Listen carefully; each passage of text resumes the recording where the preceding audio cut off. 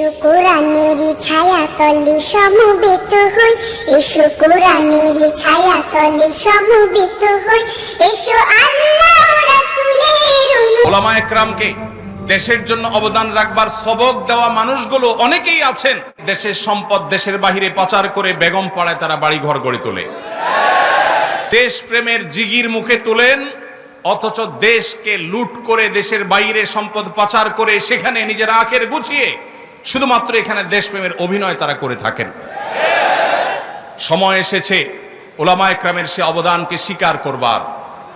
সেই ব্রিটিশ বিরোধী আন্দোলন থেকে নিয়ে শুরু করে এই 24শে জুলাই আন্দোলন পর্যন্ত প্রত্যেকটা ক্ষেত্রে মাদ্রাসার ছাত্রদের ওলামায়ে কেরামের যে ত্যাগ বরাবরের মতো সেটি অবমূল্যায়িত হয়েছে। কোন সেক্টরে কোন ক্ষেত্রে যথাযোগ্য মূল্যায়ন তো পরের কথা, ন্যূনতম মূল্যায়ন ন্যূনতম কখনো সেই অবদানের স্বীকৃতি এই সমাজ কখনো দেয়নি। অনেক মিডিয়া আছে উল্লেখ করতে পর্যন্ত তারা কার্পণ্য করে। সময় এসেছে সেটির পরিবর্তন করবার, সময় এসেছে সেই অবস্থাকে পরিবর্তন করবার। বাবুনগর মাদ্রাসা এটা বাংলাদেশের অন্য সাধারণ 10টি মাদ্রাসার মতো একটি মাদ্রাসা নয়, এটা বিশাল বড় এক বিপ্লবের সূতিকাগার। এখান থেকে বহু বিপ্লবের সূচনা, এখান থেকে জাতির ঈমান আমলের প্রহরা যেভাবে হয়ে থাকে সেটা খুবই বিরল একটি ব্যাপার। আমাদের এই প্রিয় বাংলাদেশে এক অবহেলিত মূল্যবান সম্পদের নাম হলো ওলামায়ে কেরাম। এই দেশে এই মাটিতে গুণী মানুষের কদর এমনিতেই একটু কম হয়, এর মধ্যে সবচাইতে কম কদর কম মূল্যায়ন হয় যে গুণী মানুষগুলোর, তাদের নাম হলো ওলামায়ে কেরাম। ওলামায়ে কেরামের যে অবদান এই সমাজ এই দেশ এই মাটি ও মানুষের প্রতি, সেটাকে এই সমাজে কখনো শ্রদ্ধার সাথে কৃতজ্ঞতার সাথে খুব বেশি একটা স্মরণ করতে আমরা দেখি না। এটা হলো আমাদের দেশের দুর্ভাগ্যজনক বাস্তবতা। অথচ সারা দেশে বিভিন্ন পরিসংখ্যান বিভিন্ন রকম তথ্য দিলেও মোটামুটি প্রায় আলী এবং কওমি মিলিয়ে 50,000-এর মতো দ্বীনি শিক্ষা প্রতিষ্ঠান এদেশে আছে। এদেশের মানুষের জ্ঞান অর্জন করবার যে চাহিদা আছে প্রয়োজন আছে তা বিপুল সংখ্যক মানুষের সেই চাহিদা পূরণ করে থাকে এই সমস্ত দ্বীনি শিক্ষা প্রতিষ্ঠান। এই সমস্ত মাদ্রাসায় কত ছাত্র পড়াশোনা করে, কত শিক্ষার্থী আছে, এর এক্সাক্ট হিসাব বা পরিসংখ্যান কারো কাছে না থাকলেও বিভিন্ন পরিসংখ্যানকে আমলে নিলে পর্যালোচনা করলে দেখা যায় প্রায় 4 থেকে 5 মিলিয়ন 40 থেকে 50 লক্ষ মানুষ কম বেশি এই দ্বীনি মাদ্রাসা সমূহ থেকে দ্বীনের জ্ঞান আহরণ করে থাকে এবং সমাজের প্রতি তারা নানাবিধ দায়িত্ব পালন করে থাকে। ওলামায়ে কেরামের যে সমস্ত অবদান আছে, ওলামায়েদের যে সমস্ত ইতিবাচক কর্মকাণ্ড আছে, এই সমাজ বিনির্মাণে তাদের যে ভূমিকা আছে, এটা ব্রিটিশ বিরোধী আন্দোলন থেকে নিয়ে শুরু করে আজও পর্যন্ত অনবরত প্রতিনিয়ত ওলামায়ে কেরাম সেটি নিবেদন করে যাচ্ছেন অনেকটা নিঃস্বার্থভাবে, কোনো প্রকার স্বীকৃতি ছাড়া, কোনো প্রকার কৃতজ্ঞতা ছাড়া। সে 1824 থেকে 31-এর তিতুমিরের বাঁশের কেল্লার সংগ্রাম, 1919 থেকে 24-এর খেলাফত আন্দোলন, কিংবা তার আগে পরে যে সাম্রাজ্যবাদী শক্তিকে অপসারণ করবার জন্য ওলামায়ে কেরামের যে ত্যাগ, দিল্লির বিভিন্ন এলাকার গাছে গাছে যে ওলামাদের লাশ ঝুলেছে, ওলামায়ে কেরাম অকাতরে তাদের যে জীবন বিলিয়েছেন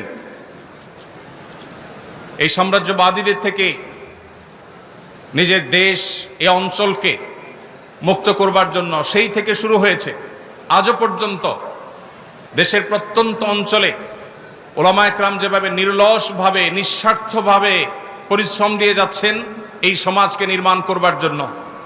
দুঃখজনক বাস্তবতা হলেও এই রাষ্ট্র কখনো ওলামায়ে কেরামের সেই অবদানকে স্বীকার করে নাই। সময় উপস্থিতি, আমাদের এই সমাজে সবচেয়ে বড় অভাব, সবচেয়ে বড় খরা, সবচেয়ে বড় দুর্ভিক্ষ হলো সৎ এবং সৎ মানুষের। আমাদের অনেক পরে স্বাধীনতা অর্জনকারী পৃথিবীর বহু দেশ আমরা খুঁজে পাই, যেই দেশ আমাদের চাইতে অর্থনৈতিকভাবে, জ্ঞানে বিজ্ঞানে, তথ্য প্রযুক্তিতে, অবকাঠামোতে, গবেষণাতে, অন্য অনেক সেক্টরে তারা আমাদের চাইতে বহুগুণ এগিয়ে গেছে। যারা পৃথিবীর বিভিন্ন দেশ সফর করেন, ভ্রমণ করেন, তারা ভালো বলতে পারবেন যে আমাদের প্রিয় স্বদেশ, এদেশের মানুষের মধ্যে যে পরিমাণ পরিশ্রম করবার মানসিকতা আছে, আমাদের মিডল ইস্টে বা বিভিন্ন দেশে থাকা প্রবাসী ভাইদের যে অক্লান্ত পরিশ্রম, তাদের যে ঐকান্তিক প্রচেষ্টা, সেগুলো দেখলে দিনের আলো মতো পরিষ্কার হয় যে এদেশের মানুষ পরিশ্রম করে সচ্ছলতা এবং সমৃদ্ধি আনার জন্য চেষ্টা করতে চায়। দুর্ভাগ্যজনক বাস্তবতা, দুর্নীতি, অনিয়ম, অপশাসন এগুলো আমাদেরকে পিছিয়ে রেখেছে। কোনোভাবে আমরা এগুলোকে ওভারকাম করে সামনে এগোতে পারছি না। যার যেখানে যতটুকু ক্ষমতা আছে সে সেখানে ততটুকু অন্যায়, সে ততটুকু দুর্নীতি, সে ততটুকু তার অন্যায় শক্তির ব্যবহার সে করে। এই দুরবস্থা থেকে উত্তরণের জন্য উম্মার এই সংকটকালে নীতি এবং আদর্শবান নাগরিক এবং মানুষ গড়ে তোলবার জন্য দেশের মসজিদের মিম্বর থেকে নিয়ে মাহফিলের মঞ্চ পর্যন্ত নিরলসভাবে উলামায়ে কেরাম কাজ করে যাচ্ছেন আজ বহু বছর, বহু যুগ ধরে। প্রতিটা মাহফিলে, জুমার প্রতিটি মিম্বরে, মিডিয়ায় উলামায়ে কেরামের প্রতিটি কথায়, বক্তব্যে, প্রতিটি লেখনীতে, প্রতিটি প্রচেষ্টায় তারা সব সময় চেষ্টা করেন কিভাবে এদেশের মানুষকে আল্লাহভীরু করা যায়, মুত্তাকি করা যায়, পরহেজগার করা যায়, তাদের আকীদাকে বিশুদ্ধ করা যায়, তারা আম্বিয়া আলাইহিস সালামের আদর্শের অনুসারী হতে পারে, তারা কিভাবে সাহাবায়ে কেরামের আদর্শের অনুসারী হতে পারে, যেই সাহাবায়ে কেরাম আহলুস সুন্নাহ ওয়াল জামাআতের কাছে সৎ সঠিকতার সবচেয়ে বড় মাপকাঠি। নবী সাল্লাল্লাহু আলাইহি সাল্লামের পর কোরআন এবং হাদিসকে বুঝবার জন্য যাদের বুঝ আমাদের জন্য সবচেয়ে বড় মেয়ার এবং মাপকাঠি, সেই সাহাবায়ে কেরামের পথে, সুন্দরের পথে, ন্যায়ের পথে, সততার পথে, নিষ্ঠার পথে এদেশে মানুষকে আনবার জন্য মাহফিলগুলোতে, মিম্বরগুলোতে, মাদ্রাসাগুলোতে, বিভিন্ন দ্বীনি প্রতিষ্ঠানগুলোতে উলামায়ে কেরাম কাজ করে চলেছে। ভাইরা আমার, আমাদের দেশে আইন শৃঙ্খলা পরিস্থিতি যতটা স্বাভাবিক আছে, যতটুকুন ভালো আছে, এই ভালো থাকার পেছনে আমাদের আইন শৃঙ্খলা রক্ষাকারী বাহিনী, আমাদের প্রশাসনের দায়িত্বশীল ব্যক্তিবর্গ, তাদের যেমন ভূমিকা আছে, ঠিক তাদের পাশাপাশি প্যারালালি অনেক বড় ভূমিকা পালন করছেন এদেশে উলামায়ে কেরাম। উলামায়ে কেরামের বক্তব্য, তাদের ওয়াজ নসিহা শুনে বহু চোর চুরি থেকে তওবা করে, বহু ব্যভিচারী ব্যভিচারের পথ ছেড়ে শুদ্ধতা এবং পবিত্রতার পথে আসে, বহুত হারামখোর হারামের পথ ছেড়ে হালালের পথে আসে, বহু মানুষের অধিকার নষ্টকারী মানুষ মানুষের অধিকার নষ্ট করার পথ থেকে তওবা করে আল্লাহর পথে ফিরে আসে। অজস্র তওবাকারী, অগণিত তওবাকারী গোটা দেশের প্রান্তে প্রান্তে ছড়িয়ে আছে, যারা হয় মিম্বরের আলোচনা থেকে, কিংবা মাহফিলের বক্তব্য থেকে, কিংবা উলামাদের আলোচনা থেকে, কোনো দ্বীনি মাদ্রাসা থেকে, কোনো আলেমের সোহবত বা সাহচর্য থেকে, কোনো আল্লাহওয়ালার সান্নিধ্য থেকে তারা হয়তো নিজেকে আত্মশুদ্ধি পথে এনেছেন, সংশোধনের পথে এনেছেন। এরকম হাজার লাখো অবদান আছে। উলামায়ে কেরামের বক্তব্য শুনে কোনো মানুষ খারাপ পথে গিয়েছে, ভুল পথে গিয়েছে এমন একটি নজির পাওয়া যাবে না। সম্মানিত ভাইরা আমার, উলামায়ে কেরামের এই যে অবদান, এই অবদান যুগ যুগ ধরে এদেশে মানুষ যদি শুকরিয়া আদায় করে, তাহলে এই অবদানের প্রকৃত স্বীকৃতি এবং তার প্রকৃত কৃতজ্ঞতা আদায় করা সম্ভব হবে না। প্রিয় ভাইরা আমার, স্বার্থপরতার এই সমাজে, স্বার্থান্ধতার এই যুগে উলামায়ে কেরাম যার যার মতো অত্যন্ত নীরবে নিবৃতে দেশের বিভিন্ন প্রান্তে থেকে তারা মানুষকে হেদায়েতের আলো ছড়িয়ে বেড়ান, তারা মানুষকে সুন্দরের পথে আনেন, তারা মানুষকে শুদ্ধতার পথে আহ্বান করেন। উলামায়ে কেরামের অনেক বড় একটা অবদানের জায়গা হলো তারা সুশৃঙ্খল নাগরিক গড়বার জন্য বিশাল বড়, বিরাট বড় ভূমিকা পালন করছেন। এদেশের প্রায় 40 থেকে 50 হাজার যে মাদ্রাসা আছে, কওমি আলিয়া মিলিয়ে যে এই বিপুল সংখ্যক মাদ্রাসা আছে, এর মধ্যে 40 থেকে 50 লক্ষ শিক্ষার্থী, এর বেশিরভাগই আবাসিক মাদ্রাসাগুলোতে তারা বেড়ে ওঠেন। মাদ্রাসার চৌহদ্দিতে এক একটা মাদ্রাসাতে কোনো কোনো জায়গায় 1000, 1500, 2000, 2500, 3000 অথবা কম বেশি শিক্ষার্থী যে আছে, এই শিক্ষা প্রতিষ্ঠানগুলোতে সাধারণত সচরাচর পরিবেশ যতটা সুন্দর থাকে, পরিচ্ছন্ন থাকে, অন্য সাধারণ যে সমস্ত আবাসিক প্রতিষ্ঠান আছে বা আবাসিক ভবন আছে যেখানে মানুষ বসবাস করে, যেখানে বিভিন্ন বয়সী মানুষরা থাকে, আমরা যদি পরিবেশের যে কম্পেয়ার বা তুলনা সেটা যদি আমরা করি তাহলে দেখব দ্বীনি মাদ্রাসাগুলোর পরিবেশ অত্যন্ত পরিচ্ছন্ন থাকে, অত্যন্ত সুন্দর থাকে। শিক্ষার্থীরা নিজ উদ্যোগেই এটা করে থাকেন। বাংলাদেশে 5% মাদ্রাসারও সকল ওয়াশরুম, সকল অজুখানা, সকল জায়গা এবং আঙিনা এগুলো পরিচ্ছন্ন করবার জন্য আলাদা পরিচ্ছন্নতা কর্মী সেভাবে থাকে না, বরং শিক্ষার্থীরা স্বেচ্ছাসেবার মাধ্যমে, তালেবে ইলমরা ভলেন্টারি ওয়ার্কের মাধ্যমে তাদের পরিবেশকে তারা সুন্দর করে, তাদের এনভায়রনমেন্টকে তারা সুন্দর করে। ভাইরা আমার, এত শত মাদ্রাসা, এত লক্ষ লক্ষ ছাত্র, অথচ এই সমস্ত মাদ্রাসাগুলোতে আজও পর্যন্ত কোনো নিজেদের মধ্যে দাঙ্গা হাঙ্গামা লেগে অনেক মানুষ মারা গেছে, বহু মানুষ হতাহত হয়েছে, এরকম একটি ঘটনা আজও পর্যন্ত দেখা যায় না। যেখানে তরুণদের বসবাস, যাদের শরীরে টকবগে রক্ত প্রবাহমান, তাদেরকে কোরআন এবং হাদিসের মাধ্যমে, কোরআন এবং হাদিসের যে অনুপ্রেরণা, ইন্সপিরেশন আছে তার মাধ্যমে এদেশে ওলামায়ে কেরাম তাদেরকে যোগ্য, সুশৃঙ্খল নাগরিক, শান্তিকামী মানুষ হিসেবে গড়ে তুলছে। যার কারণে আমাদের থানাগুলোতে যত অপরাধমূলক মামলা হয়ে থাকে এর হয়তো 5% মামলাও এদেশে ওলামায়ে কেরাম, দিনদার মানুষদের নামে সচরাচর হয় না, কেউ দেখাতে পারবে না। এভাবে একটা সমাজকে বিনির্মাণ করবার জন্য ওলামায়ে কেরাম যেভাবে দিন রাত কাজ করে যাচ্ছে, সেই তুলনায় এই রাষ্ট্র কখনো আলেমদের সেই অবদানের স্বীকৃতি দেয় নাই। প্রিয় ভাইরা আমার, আমাদের মাদ্রাসার তালেবে ইলমদের সমালোচনার অনেক জায়গা থাকতে পারে, কিন্তু মাদ্রাসার তালেবে ইলমরা যতটা শান্তিপ্রিয় হয়, তারা যতটা সুশৃঙ্খল হয়, সেটা মাদ্রাসার আভ্যন্তরীণ যে পরিবেশ আছে, লক্ষ লক্ষ শিক্ষার্থীরা হাজার হাজার মাদ্রাসায় তারা যে শান্তিপূর্ণভাবে বসবাস করে, এখনো পর্যন্ত, ভবিষ্যতে কি হবে আল্লাহ ভালো জানে, এখনো পর্যন্ত যে শান্তিপূর্ণ পরিবেশ এখানে বিরাজমান, অন্য সাধারণ শিক্ষা ব্যবস্থা সেটা কল্পনাও করা যায় না। সম্মানিত ভাইরা, কয়েক লক্ষ ইয়েতিম মাদ্রাসাগুলোতে তারা লালিত পালিত হয়ে থাকে। এই যে কয়েক লক্ষ, কোন কোন হিসাব অনুযায়ী 2, কোন কোন হিসাব অনুযায়ী 3 লক্ষ ইয়েতিম সারা দেশে বিভিন্ন মাদ্রাসাগুলোতে তারা আশ্রয় নেয়, তারা সেখানে বেড়ে ওঠে। যেখানে আমাদের দেশে পিতৃপরিচয়হীন কিংবা মা বাবা মারা গেছেন, অসহায় হয়ে গেছে, এই ধরনের অনেক ছোট ছোট সন্তানরা তারা হয়তো পথ শিশু হিসাবে বেড়ে ওঠে। তারা পর্যাপ্ত শিশু হিসাবে তাদের যে অধিকার আছে সে অধিকারটুকু তারা পায় না। শিক্ষা তো দূরের কথা, নিয়মতান্ত্রিকভাবে একটু খাবার, একটু ভালো বাসস্থানের ব্যবস্থা তাদের হয় না। আপনি ঢাকা শহরে, চট্টগ্রাম শহরে, বড় বড় শহরগুলোতে গেলে দেখবেন বিভিন্ন ফুটপাতে, গুরুত্বপূর্ণ পাবলিক প্লেসগুলোতে অসংখ্য অগণিত পথ শিশুরা তারা শুয়ে আছে, তাদের দেখভাল করবার কেউ নেই। এই শিশুদের অনেকেই হয়তোবা তারা অনেকেই অনেক খারাপ মানুষের হাত ধরে ধীরে ধীরে অপরাধ জগতে চলে যাচ্ছে। কেউ হয়তো চুরি ছিনতাইকারীর দিকে চলে যাচ্ছে, কেউ হয়তো সঠিক দিশার অভাবে নানা ভুল পথে পা বাড়াচ্ছে, কেউ হয়তো মাদকের বিস্তার, মাদকের বিক্রি, বিপণন, মাদকের মার্কেটিং, সরবরাহ, এরকম চেইনের মধ্যে তারা নিজেদের অজান্তে হয়তো ঢুকে পড়ছে। তাদেরকে অসাধু চক্র নানাভাবে ব্যবহার করছে। বস্তিতে বেড়ে ওঠা অনেক ছোট ছোট কোমলমতি শিশুরা তারা এভাবে ধ্বংস হচ্ছে। এদেশের মাদ্রাসাগুলো, বিশেষ করে কওমি মাদ্রাসাগুলো, ইয়েতিমদের লালন পালন করবার যে দায়িত্ব নিয়েছে, এই দায়িত্ব যদি ওলামায়ে কেরাম না নিতেন, এই ইয়েতিমদের যদি দায়িত্বভার গ্রহণ করার এই বিষয়টি ওলামায়ে কেরাম দেখভাল না করতেন, তাহলে হয়তো এদের অনেকেই অন্য সব পথ শিশুদের মতো তারা ভুল পথে চলে যেত।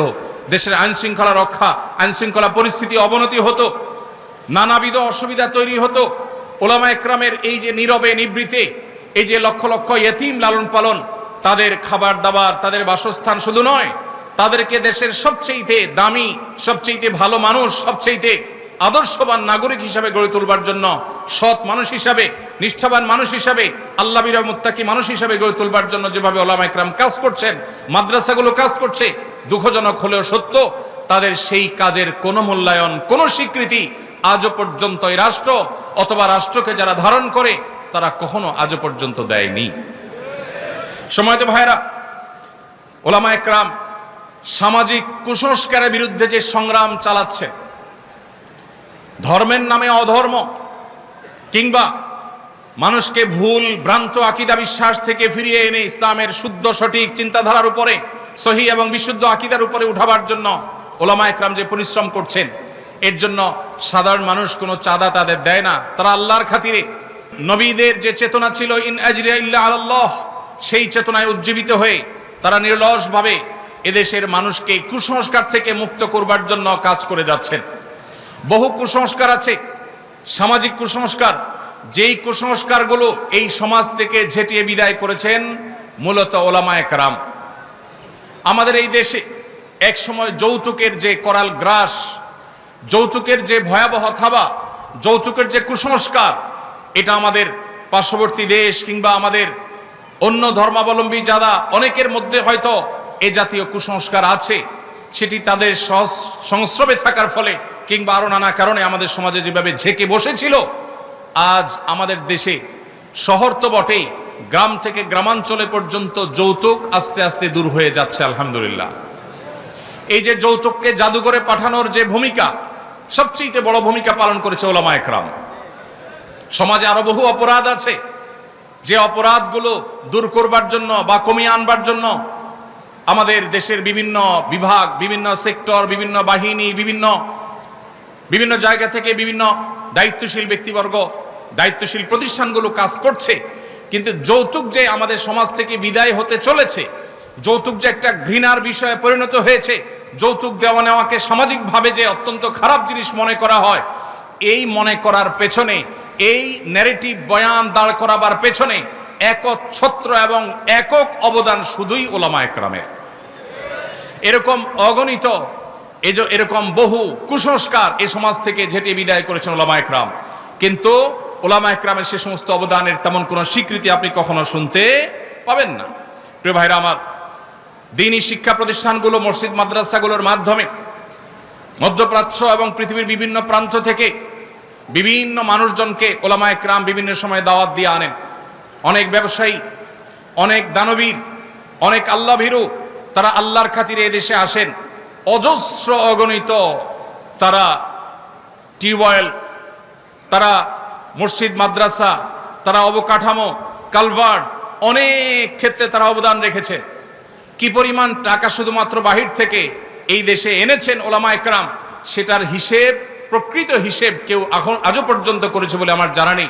কোনো পরিসংখ্যান, কোনো গবেষণা আজও পর্যন্ত ওলামা ইকরামের সে অবদানকে তুলে আনতে পারেনি। যদি আনা হয়, আমার বিশ্বাস চোখ কপালে ওঠার মতো একটি বিষয় হবে এটি, যে পরিমাণ বিদেশি মুদ্রা বা যে পরিমাণ বিদেশি দান ওলামা ইকরাম এদেশে এনেছেন, এদেশের কাজে বিভিন্ন এনজিওগুলো, ইসলাম বিরোধী অপশক্তিগুলো, পশ্চিমাদের বিভিন্ন এজেন্টরা, তারাও বিদেশ থেকে ফান্ড আনে, কিন্তু সেই ফান্ড, সে সমস্ত তহবিল এদেশে মানুষের চিন্তা, চেতনা, বিশ্বাস, ঈমান, শিক্ষা, সংস্কৃতি, কৃষ্টি, কালচার, এগুলোর বিরুদ্ধে পশ্চিমা সংস্কৃতিকে আরোপ করবার জন্য, চাপিয়ে দেওয়ার জন্য, প্রতিষ্ঠিত করবার জন্য সে সমস্ত তহবিল তারা এনে থাকে, ব্যবহার করে থাকে। কিন্তু ওলামা ইকরাম যে সমস্ত তহবিল আনেন, সেগুলো এনে তারা এদেশে ইয়েতিমদের লালন পালন করেন, মসজিদ মাদ্রাসা গড়ে তোলেন, সেখান থেকে সৎ যোগ্য নাগরিক গড়ে তোলার চেষ্টা করেন। আমাদের এই দেশকে যদি সমৃদ্ধ করতে হয়, এ দেশকে যদি সচ্ছল করতে হয়, এ দেশকে যদি বিশ্বের দরবারে মাথা উঁচু করে দাঁড় করাতে হয়, তাহলে শুধুমাত্র যোগ্যতা যথেষ্ট নয়। একদিকে তাদের যোগ্যতা যেমন লাগবে, অপরদিকে নাগরিকদেরকে সৎ মানুষ হিসেবে গড়ে তুলতে হবে। যতদিন অসততা, দুর্নীতি, অপশাসন এবং অনিয়ম এগুলোকে আমরা জাদুঘরে পাঠাতে না পারবো, যতদিন মানুষগুলোকে প্রকৃত মানুষ হিসেবে আমরা পরিণত করতে না পারবো, মুসলমানদেরকে সত্যিকারের মুসলমান বানাতে না পারবো, যতদিন আল্লাহ ভীরু মানুষ হিসেবে গড়ে তুলতে না পারবো, ওলামা ইকরামের ওয়াজ ও নসিহতের মাধ্যমে, তাদের সমাজ সংস্কারের মাধ্যমে, তাদের তাজদীদি কর্মকাণ্ডের মাধ্যমে, তাদের নানামুখী কর্মসূচির মাধ্যমে তারা যতদিন পর্যন্ত মানুষকে সৎ হিসাবে গড়ে তুলতে না পারবেন, ততদিন পর্যন্ত এই দেশ কখনো সমৃদ্ধ হবে না। প্রিয় ভাইরা আমার, এই জন্য ওলামায়ে কেরামের এই সমস্ত অবদানকে স্বীকার করতে হবে, আমরা সেগুলোকে শ্রদ্ধা ভরে স্বীকৃতি দিতে হবে, কৃতজ্ঞতা জানাতে হবে। তাদের অবদান, তাদের যে সমস্ত কর্মকাণ্ড, পজিটিভ এবং ইতিবাচক যে সমস্ত ভূমিকা এই সমাজের জন্য, এই মাটির জন্য, এই দেশের জন্য, সেটা বলে শেষ করা যাবে না। প্রিয় ভাইরা আমার, আমরা দেখেছি বিভিন্ন সময় দেশের ক্রান্তিকালে সবার আগে ওলামায়ে কেরামের নেতৃত্বে সাধারণ মানুষ ঝাঁপিয়ে পড়েন। ওলামায়ে কেরামের অক্লান্ত পরিশ্রম থাকে, অনেক অবদান থাকে, সেগুলোকে অনেক মিডিয়া আছে উল্লেখ করতে পর্যন্ত তারা কার্পণ্য করে। এক শ্রেণী মানুষ আছে যারা ওলামায়ে কেরামের কোনো পজিটিভ কর্মকাণ্ড খুঁজে পায় না, অথচ বাস্তবতা হলো ওলামায়ে কেরাম যেখানে বাহির থেকে দানবীরদেরকে দেশে এনে দেশকে সমৃদ্ধ করার চেষ্টা করে, এর বিপরীতে ওলামাদের সমালোচনাকারী যারা আছে তারা অনেকে দেশের সম্পদ দেশের বাহিরে পাচার করে বেগম পাড়ায় তারা বাড়িঘর গড়ে তোলে। প্রিয় ভাইরা আমার, ওলামায়ে কেরামকে দেশের জন্য অবদান রাখবার সবক দেওয়া মানুষগুলো অনেকেই আছেন যারা দেশপ্রেমের জিগির মুখে তোলেন, অথচ দেশকে লুট করে দেশের বাইরে সম্পদ পাচার করে সেখানে নিজের আখের গুছিয়ে শুধুমাত্র এখানে দেশপ্রেমের অভিনয় তারা করে থাকেন। সময় এসেছে ওলামায়ে কেরামের সে অবদানকে স্বীকার করবার। সেই ব্রিটিশ বিরোধী আন্দোলন থেকে নিয়ে শুরু করে এই 24শে জুলাই আন্দোলন পর্যন্ত প্রত্যেকটা ক্ষেত্রে মাদ্রাসার ছাত্রদের ওলামায়ে কেরামের যে ত্যাগ বরাবরের মতো সেটি অবমূল্যায়িত হয়েছে। কোন সেক্টরে, কোন ক্ষেত্রে যথাযোগ্য মূল্যায়ন তো পরের কথা, ন্যূনতম মূল্যায়ন, ন্যূনতম কখনো সেই অবদানের স্বীকৃতি এই সমাজ কখনো দেয়নি। সময় এসেছে সেটির পরিবর্তন করবার, সময় এসেছে সেই অবস্থাকে পরিবর্তন করবার। আমরা আরশের মালিকের কাছে দোয়া করি, আল্লাহ রাব্বুল আলামিন এদেশের ওলামায়ে কেরামের যে অবদান আছে সেগুলোকে স্বীকৃতি দেওয়ার তৌফিক আমাদেরকে দান করুন। ওলামায়ে কেরামের যে অবদান আছে সেগুলোকে স্বীকার করবার, কৃতজ্ঞতা আদায় করবার তৌফিক আল্লাহ তাআলা আমাদেরকে দান করুন। মাল্লাম ইয়াশকুরিন নাস লাম ইয়াশকুরিল্লাহ। ওলামাদের অবদানের স্বীকৃতি যদি আপনি না দেন, কৃতজ্ঞতা যদি আপনি আদায় না করেন, তাহলে সেক্ষেত্রে আপনি কখনো প্রকৃত অর্থে আল্লাহর শুকরগুজার বান্দা হতে পারবেন না। মোহতারাম হাজরিন, ওলামায়ে কেরাম তাদের মাধ্যমে রাষ্ট্র চাইলে এই রাষ্ট্রের চেহারা বদলে দিতে পারে, এ রাষ্ট্রের চেহারা বদলে দিতে পারে। 3.5 থেকে 4 লক্ষ মসজিদ দেশে আছে, 3.5 থেকে 4 লক্ষ মসজিদ দেশে আছে। এই মসজিদগুলোতে জুমার দিন দুপুর 12:30 থেকে 1:30 পর্যন্ত যে পরিমাণ মানুষ উপস্থিত থাকে, আমরা যদি 4 লক্ষ মসজিদ ধরি এবং এক একটা মসজিদে যদি গড়ে 300 মানুষ উপস্থিত থাকে, এটা আমরা ধরি জুমার নামাজে ঠিক খুতবার চলাকালীন সময়ে, তাহলে দেখা যায় সারা দেশে কয়েক কোটি মানুষ মসজিদে ইমাম সাহেবদের কথা, খতিব সাহেবদের বক্তব্য শুনবার জন্য হাজির হয়েছে।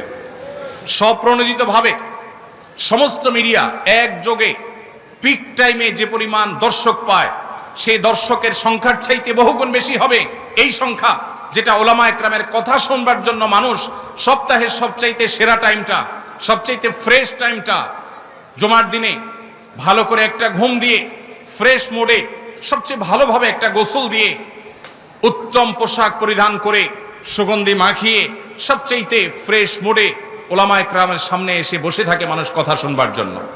ভাইরা আমার, এই মসজিদগুলো, এগুলোকে যদি রাষ্ট্র ওন করত, এগুলোকে রাষ্ট্র যদি নিজের বলে গ্রহণ করত এবং পৃষ্ঠপোষকতা দিত, সঠিক ব্যবহার করবার চেষ্টা করত, তাহলে এই জাতিকে সঠিক মেসেজ দেওয়ার জন্য, যথাযথ বার্তা পৌঁছাবার জন্য, সংশোধন করবার জন্য, বহুবিধ সামাজিক কার্যক্রম পরিচালনা করবার জন্য এই মসজিদগুলো সবচাইতে বড় ভূমিকা রাখতে পারত। অথচ দুর্ভাগ্য, ইমাম সাহেব, খতিব সাহেবরা, মুয়াজ্জিন সাহেবরা, মসজিদগুলো সবচাইতে অবহেলিত এই দেশে।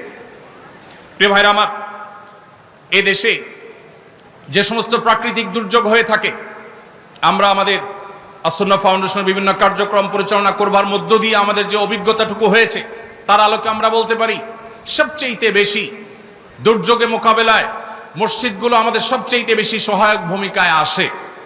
কারণ মসজিদগুলোতে ইমাম খতিব সাহেবরা এলাকা মানুষকে অনুপ্রাণিত করে অন্যের কষ্ট দূর করবার জন্য তাদেরকে বের করে দেয়, মানুষকে উৎসাহিত করে, মানুষকে তার সর্বস্ব ত্যাগ করবার জন্য শিক্ষা দিয়ে থাকে। এটা মসজিদগুলো থেকে হয়। অতএব যদি সারা দেশের মসজিদের ইমাম সাহেবদেরকে যদি রাষ্ট্র অন করত, তাহলে দেখা যেত অনেক দুর্যোগ আছে, অনেক ঝড়, জলোচ্ছ্বাস, বন্যা, বিভিন্ন রকমের দুর্যোগ আছে, যেই দুর্যোগগুলো মোকাবেলা করতে মসজিদগুলো নেতৃত্ব দিতে পারতো, সমাজের চেহারা বদলাতে পারতো। আমরা পরিবেশ দূষণের শিকার, আমাদের কর্মকাণ্ডের কারণে, নানা ভুল পদক্ষেপের কারণে আজ আমরা পরিবেশ দূষণের শিকার। আপনারা দেখেছেন বিভিন্ন সময় পরিবেশ সেক্টরে যে পরিমাণ বাজেট আছে সেখানে হরিলুট সবচেয়ে বেশি হচ্ছে। শুধুমাত্র মসজিদের ইমাম খতিবদেরকে যদি রাষ্ট্র যদি তাদেরকে পরিবেশ সুরক্ষা করবার জন্য যথাযথভাবে তাদেরকে যদি ব্যবহার করত, তাহলে দেখা যেত পরিবেশ সুরক্ষার ক্ষেত্রে ওলামা একরাম সবচেয়ে বেশি অবদান রাখতে পেরেছেন। ভাইরা আমার, এইভাবে মসজিদ মাদ্রাসাগুলোকে, ওলামা একরামকে যদি রাষ্ট্র অন করত, তাহলে সেক্ষেত্রে দিন শেষে রাষ্ট্র বেনিফিটেড হতো, উপকৃত হতো, কিন্তু সেটা হয়নি। সময় এসেছে সেটিকে পরিবর্তন করবার, সেটি আমাদের করতে হবে ইনশাআল্লাহ। আল্লাহ আমাদের সবাইকে সেই তৌফিক দান করুন। ওলামা একরামের মাধ্যমে আমাদের ভঙ্গুর যে পরিবার ব্যবস্থা আছে সেটাকে আবারও শক্ত ভিতের উপর দাঁড় করানো সম্ভব। ঘরে ঘরে যে পরিমাণ বিচ্ছেদ, তালাক, দাম্পত্য কলহ, অশান্তি বিরাজ করছে বিভিন্ন জায়গায়, দেশে, শহরে, গ্রামে, বিভিন্ন জায়গাতে, ওলামা একরাম সবসময় চেষ্টা করেন দাম্পত্য সম্পর্কগুলোকে কিভাবে ভালো করা যায়, কিভাবে ঠুনকো সম্পর্ককে শক্ত করা যায়, কিভাবে পরিবার ব্যবস্থাকে শক্ত করা যায়। এটা ওলামা একরামের বড় একটা কাজের জায়গা। এই জায়গাতে ওলামা একরাম চাইলে কাউন্সিলিং এর ক্ষেত্রে ভূমিকা রাখতে পারেন। বিভিন্ন উন্নত দেশে মহল্লায় কাউন্সিলর আছে।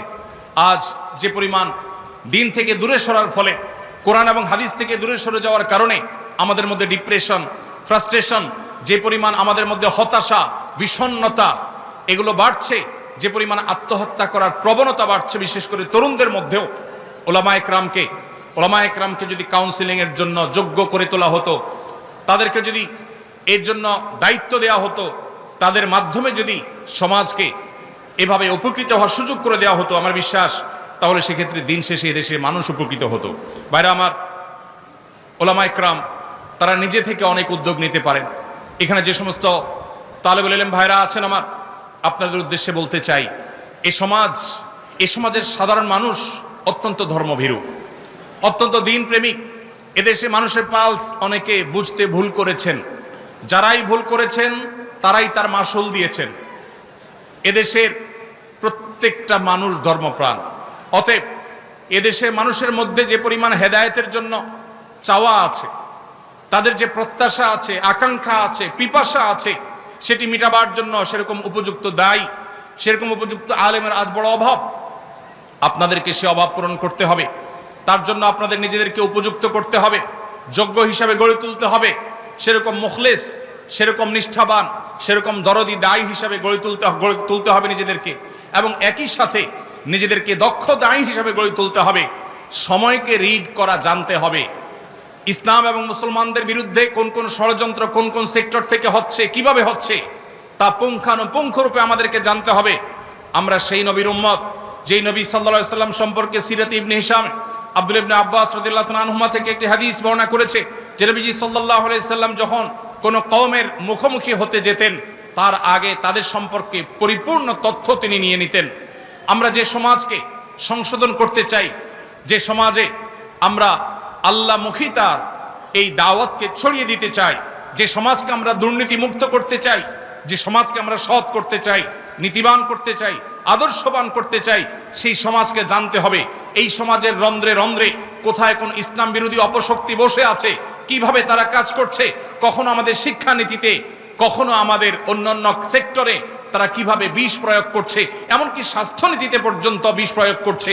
আমাদের তরুণদেরকে, আমাদের কিশোরদেরকে, আমাদের শিশুদেরকে, আমাদের মা বোনদেরকে, আমাদের মহিলাদেরকে, বিভিন্ন সেক্টরের মানুষদেরকে কিভাবে তারা টার্গেট করছে, কিভাবে লক্ষ্যবস্তুতে পরিণত করছে, কিভাবে এদেশে বিবাহ বহির্ভূত হারাম সম্পর্ককে নরমালাইজ করার জন্য কাজ করেছে এবং অনেকখানি তারা সফল হয়ে গেছে, কিভাবে সমকামিতাকে তারা নরমালাইজ করবার জন্য এখন কাজ করছে, নানান শব্দের মার পেছে, নানান স্লোগানের মার পেছে, নানা পরিভাষার মায়ের পেছে তারা কিভাবে সেটাকে সমাজের রন্ধ্রে রন্ধ্রে প্রবেশ করিয়ে দিচ্ছে, এ সম্পর্কে আমাদেরকে সজাগ হতে হবে, সচেতন হতে হবে।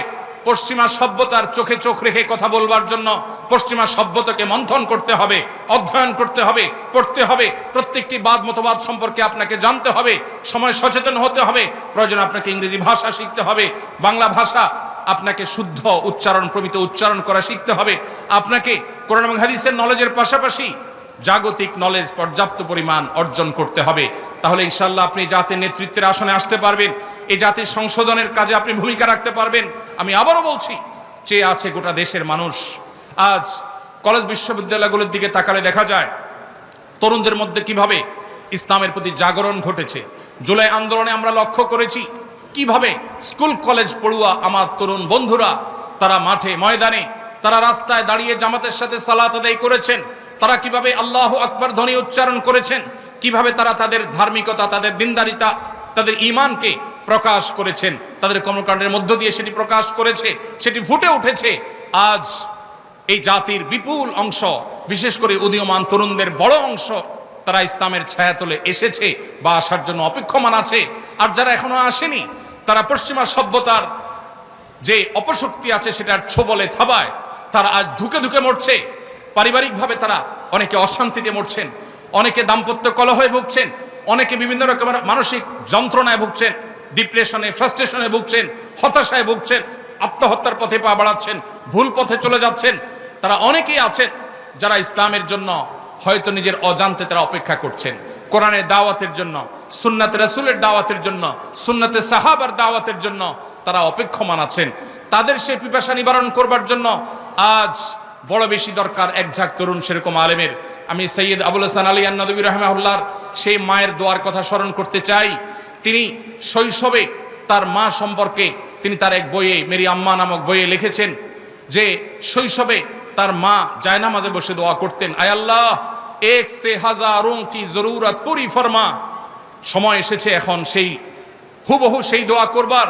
আয় আল্লাহ আমাদের এই দেশের জন্য, এই মুসলিম মিল্লাতের জন্য, আমাদের মাদ্রাসার তালেব ইলমদের এক একজনকে এমন যোগ্য করে দিন, এমন প্রভাবশালী করে দিন, এমন মুত্তাকি করে দেন, এমন মুখলিস বানিয়ে দিন, এমন বুক ভরা দরদওয়ালা বানিয়ে দিন যে এক একজন হাজার হাজার মানুষের কাজ করতে পারে। প্রিয় ভাইরা আমার, আমাদেরকে নিজেদেরকে গড়ে তুলতে হবে। এই সমাজকে পরিবর্তন করবার জন্য আমাদেরকে নিজেদেরকে যোগ্য করে তুলতে হবে, আমাদের সে ভূমিকা রাখতে হবে। এর জন্য দরকার হলো বুক ভরা ব্যথা। বুক ভরা ব্যথা নবী করিম সাল্লাল্লাহু আলাইহি ওয়াসাল্লাম তিনি তার এক হাদিসে তিনি বলেছেন, আপনারা জানেন নাকি, যে তোমরা যখন জাহান্নামে পতিত হওয়ার জন্য পতঙ্গের মতো, পতঙ্গ যেরকম আগুন কিংবা বিদ্যুতের লাইটের উপর ঝাঁপিয়ে পড়ে পড়ে নিজেকে শেষ করে দেয়, তোমরা নিজেদেরকে পাপের দিকে, জাহান্নামের দিকে সেভাবে যখন ধাবিত করো, ওয়ানা আখিযুম বিহুজাজিকুম মিনান নার, আমি তোমাদেরকে জাহান্নাম থেকে বাঁচাবার জন্য তোমাদের কোমর ধরে টানার মতো চেষ্টা করি।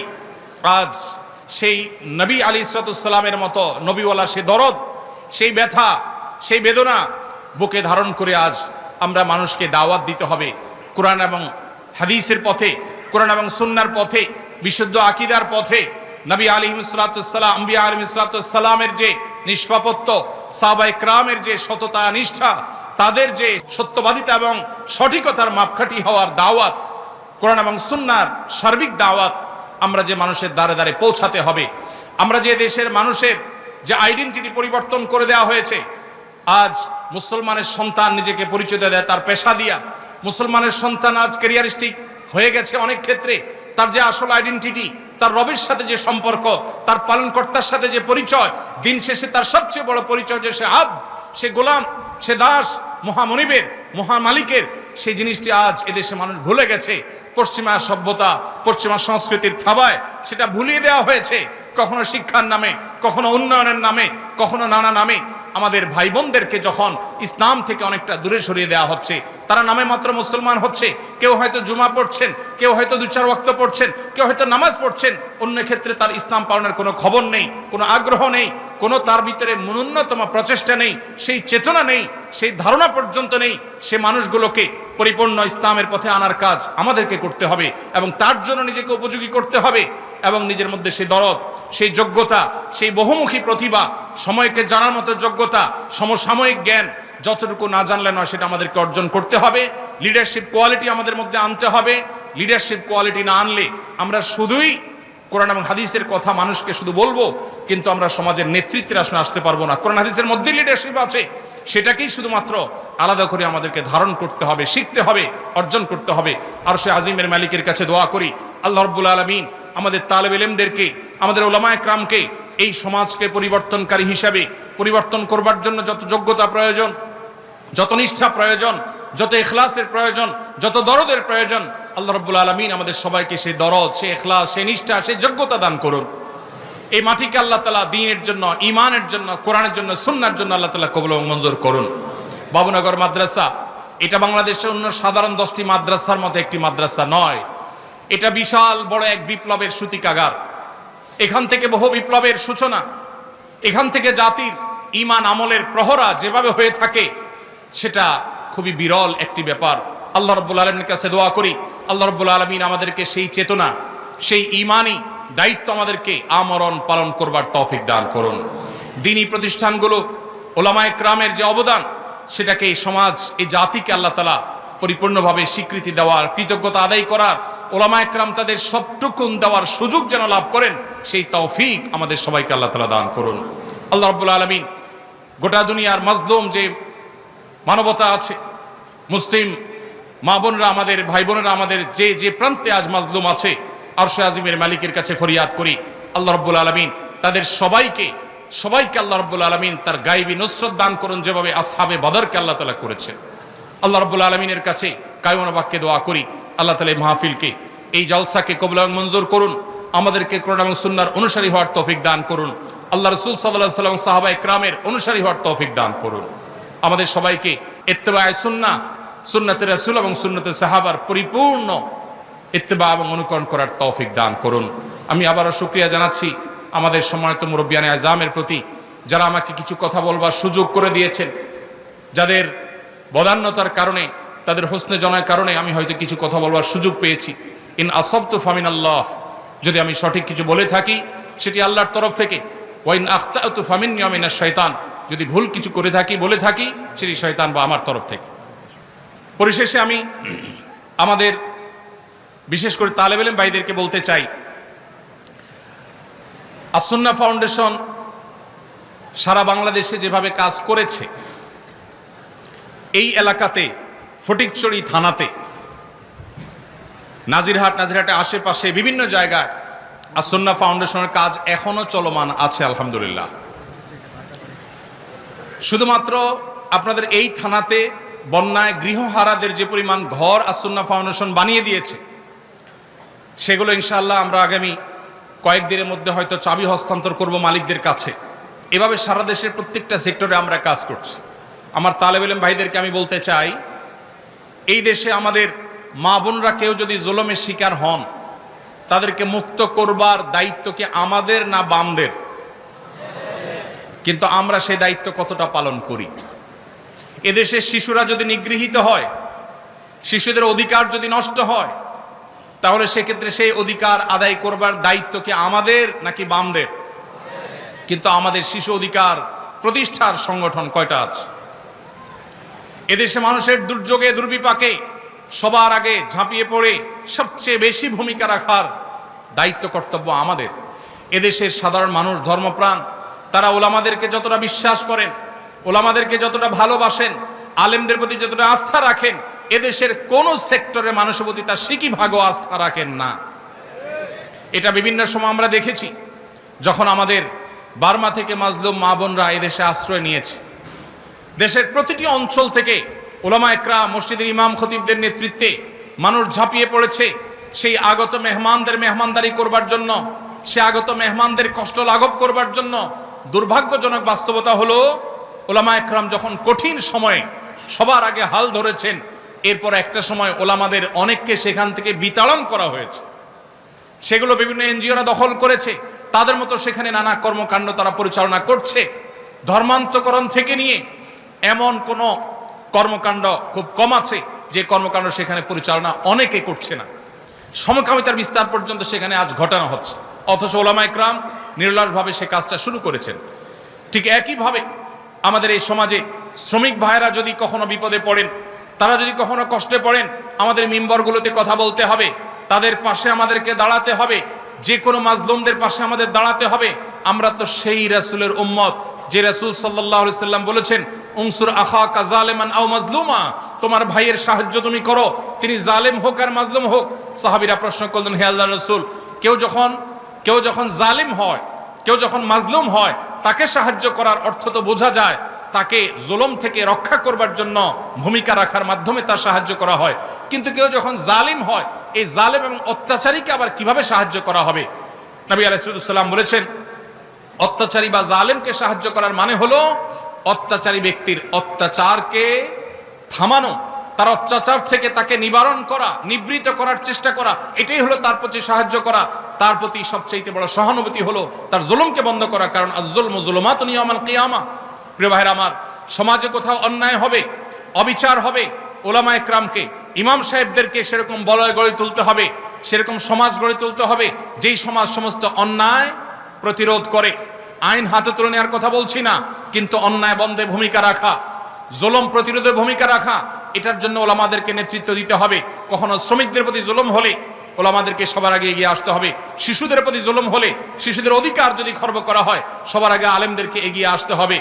শিশুদের মধ্যে আত্মহত্যার প্রবণতা ভয়ঙ্কর লেভেলে বেড়েছে, এর অন্যতম বড় একটা কারণ হলো আল্লাহর দেওয়া সিস্টেমের বাইরে গিয়ে উন্নতির নামে সেখানে আজ নারী পুরুষদের মধ্যে আল্লাহর সৃষ্টিগত যে ভেদাভেদ আল্লাহ রেখেছেন, সেই ভেদাভেদটুকু দূর করে দেওয়ার চেষ্টা করা হচ্ছে। পরিবার ব্যবস্থাপনাকে ভেঙে ফেলা হচ্ছে, নানাভাবে চক্রান্ত করে শিশুদেরকে মাতৃস্নেহ থেকে দূরে রাখা হচ্ছে। অতএব একটি শিশু মায়ের কোলে বেড়ে ওঠা তার জন্য যতটা আনন্দদায়ক, যতটা উপভোগ্য, কোনো অবস্থাতেই অন্য কোনো কেয়ারটেকার, অন্য কোনো মানুষের কাছে বেড়ে ওঠা উপযোগী নয়। তো শিশুদের অধিকার নিয়ে আমাদেরকে কথা বলতে হবে, শ্রমিকদের অধিকার নিয়ে আমাদের কথা বলতে হবে, অন্যায়ের বিরুদ্ধে, জুলুমের বিরুদ্ধে, জালেমের বিরুদ্ধে আমাদেরকে কথা বলতে হবে। বিদেশি অপশক্তিগুলোর যে সমস্ত ষড়যন্ত্র আছে, এগুলোর বিরুদ্ধে আমাদেরকে ভূমিকা রাখতে হবে। শুধু কথা বললে চলবে না, আমাদেরকে কাজ করতে হবে, সমাজ বিনির্মাণে কাজ করতে হবে, সমাজ সেবা কাজ করতে হবে। একজন আদর্শ মসজিদের ইমাম যদি চান তার মসজিদের এলাকা, তার মসজিদের চৌহদ্দির মধ্যে তিনি অগণিত সেবামূলক কাজ করতে পারেন, সামাজিক কাজ করতে পারেন, সমাজের চেহারা বদলে দিতে পারেন। মসজিদের ধনীদের লিস্ট যেরকম আছে, তালিকা যেরকম আছে, গরিবদের তালিকা রাখতে পারেন। গরিবদের অভাব মোচনের জন্য গরিবদের সাথে, ধনীদের সাথে গরিবদেরকে ভাগ বন্টন করে দিতে পারেন, যাতে করে গরিবরা ধনীদের থেকে উপকৃত হতে পারে। আশেপাশের যে সমস্ত পরিবেশ বিপর্যয়ের শিকার হচ্ছে, সেই পরিবেশগুলোকে উন্নত করতে পারেন। পরিবেশকে ভালো করবার জন্য ওলামা ইকরাম তরুণদেরকে নেতৃত্ব দিয়ে অনেক কিছু করতে পারেন। আমরা বহু আলেমদেরকে দেখেছি দেশে, আলহামদুলিল্লাহ, অনেক ওলামা ইকরাম তারা বিভিন্ন ক্ষেত্রে, বিভিন্ন জায়গায়, মসজিদে শুধুমাত্র মিম্বর থেকে নেতৃত্ব দিয়ে যুবক এবং তরুণদেরকে নিয়ে এলাকার চেহারা তারা পরিবর্তন করেছেন। আমরা আজ সে কাজ করবার সময় এসেছে, সে কাজ আমাদেরকে করতে হবে। আমরা দোয়া করি আল্লাহ রাব্বুল আলামিন আমাদেরকে সেরকম বহুমুখী যোগ্যতা অর্জন করবার তৌফিক দান করুন। আপনারা যারা তরুণরা আছেন, বিশেষ করে তালেবুল ইলমরা আছেন, যারা অনেকে হয়তো একটি সুপ্ত প্রশ্ন আপনাদের মনে আছে, কিভাবে আমরা আস-সুন্নাহ ফাউন্ডেশনের মতো দাতব্য প্রতিষ্ঠান গড়ে তুলতে পারি। আমি আপনাদেরকে বলতে চাই, এ ধরনের প্রতিষ্ঠান করবার জন্য আমরা মনে করি সবচেয়ে বেশি প্রয়োজন টাকার, অথচ এটা হলো আমাদের সবচেয়ে বড় ভুল। আমাদের সবচেয়ে বেশি প্রয়োজন হলো ঐকান্তিক প্রচেষ্টার এবং সিরিয়াসনেসের।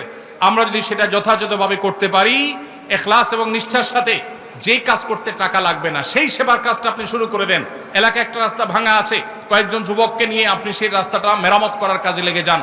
এলাকার কোথাও ময়লা পড়ে আছে, সেই ময়লা যথাস্থানে নিয়ে ফেলে মাটিতে পুঁতে কিংবা আগুনে পুড়িয়ে এলাকাটাকে আপনি পরিবেশকে দূষণমুক্ত করেন। এটার জন্য আপনার টাকার প্রয়োজন হবে না। বহু মানুষ হয়তো কষ্টে আছে, একটু শারীরিক পরিশ্রম দিয়ে তার কষ্ট আপনি দূর করতে পারেন, এটার জন্য টাকার প্রয়োজন হবে না। অনেক তরুণরা আছে আস-সুন্নাহ ফাউন্ডেশনের বিভিন্ন প্রজেক্ট থেকে, তাদেরকে সুবিধা পাওয়ার জন্য অনলাইনে ফর্ম পূরণ করে দেন, ফাউন্ডেশনের সাথে কানেক্টেড করে দেন, এর মাধ্যমে আপনি সেবামূলক কাজ করতে পারেন। এরকম আরও বহু প্রতিষ্ঠান আছে, সেগুলোর মাধ্যমে আপনি করতে পারেন। অতএব আমি আমার তরুণ বন্ধুদেরকে, বিশেষ করে তালেব ইলমদেরকে বলতে চাই, সমাজ সেবামূলক কাজ অথবা যে কোনো কাজ করবার জন্য টাকা এটা কখনো ফ্যাক্টর নয়। আজ আস-সুন্নাহ ফাউন্ডেশন হয়তো অনেক ব্যাপকভাবে কাজ করছে, একটা সময় আমরা তেমন কোনো টাকা পয়সা ছাড়া মাসে মাত্র 8,000 টাকা খরচ করে আমরা আমাদের কর্মকাণ্ড পরিচালনা করেছি। তারও আগে কোনো টাকা পয়সা ছাড়াই আমরা দীর্ঘদিন পর্যন্ত কাজ করেছি। অতএব দরকার ঐকান্তিক প্রচেষ্টা, দরকার আলেম হিসাবে নবী রাসূলদের মতো সমাজকে সার্বিক নেতৃত্ব দেওয়ার যোগ্যতা, দরকার সে দরদ, দরকার সে বহুমুখিতা, প্রতিভা এবং ইখলাস। আল্লাহ রাব্বুল আলামিন আমাদেরকে এই সমাজের মানুষের দ্বীনি চাহিদা, দ্বীনি আকাঙ্ক্ষা, দ্বীনি পিপাসা মেটাবার জন্য উপযুক্ততা, সেরকম যোগ্যতা, সেরকম কোয়ালিটি এবং ক্যাপাবিলিটি আল্লাহ রাব্বুল আলামিন আমাদের সবাইকে অর্জন করার তৌফিক দান করুন।